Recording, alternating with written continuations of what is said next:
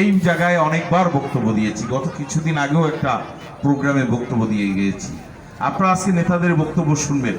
তবে ডুমুরিয়াবাসীর জন্য আমি একটি কথা বলে যাই, যে মানুষটিকে পেয়েছেন আপনারা, যে মানুষটিকে হয়তো অনেক সাধনা করে আপনারা পাওয়ার কথা ছিল, সেই সাধনা ছাড়াই যে তারেক রহমানের নির্দেশে আপনাদের এই প্রত্যন্ত অঞ্চলে মানুষের ভাগ্যের উন্নয়নের জন্য আপনাদের মাঝে এসেছে, সেই মানুষটির অর্থের অভাব নাই, কোনো লোভ লালসা নাই, আপনাদের অর্থ চুরি করে অডেল পাহাড় গড়ার কোনো জায়গা তার নাই।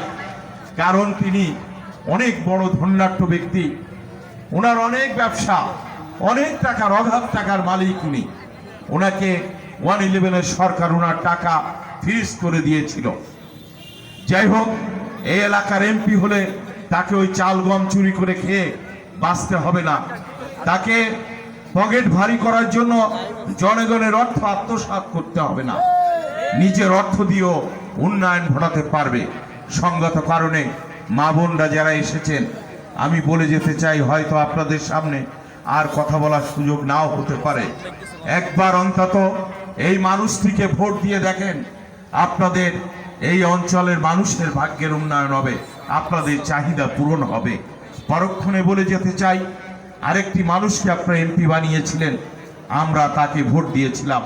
বিএনপির ঘাড়ে ভর করে যিনি এমপি হয়েছিলেন, বিএনপির ধানের শীষের ভোট নিয়ে যিনি এই অঞ্চলের এমপির লেবাস লাগিয়েছিলেন, আজকে ধানের শীষের থেকে দল তোমরা বিএনপির খেয়ে বিএনপির ভোট নিয়ে এমপি হয়ে বিএনপির বিরুদ্ধে কথা বলো।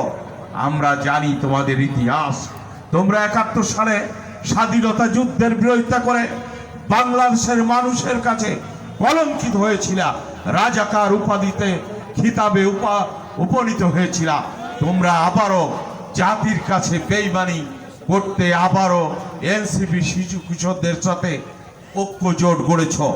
আমরা দেখতে চাই যে তোমাদের কয়টি ভোট আছে, তা প্রমাণ হবে আগামী জাতীয় সংসদ নির্বাচনে। আমি আর বক্তব্য দীর্ঘায়িত করব না, আমি ধন্যবাদ জানিয়ে শেষ করছি। আল্লাহ হাফেজ। বাংলাদেশ জিন্দাবাদ।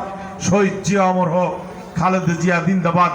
আমাদের আগামী দিনের রাষ্ট্রনায়ক, আমাদের প্রিয় নেতা জনাব তারেক রহমান জিন্দাবাদ। ধন্যবাদ।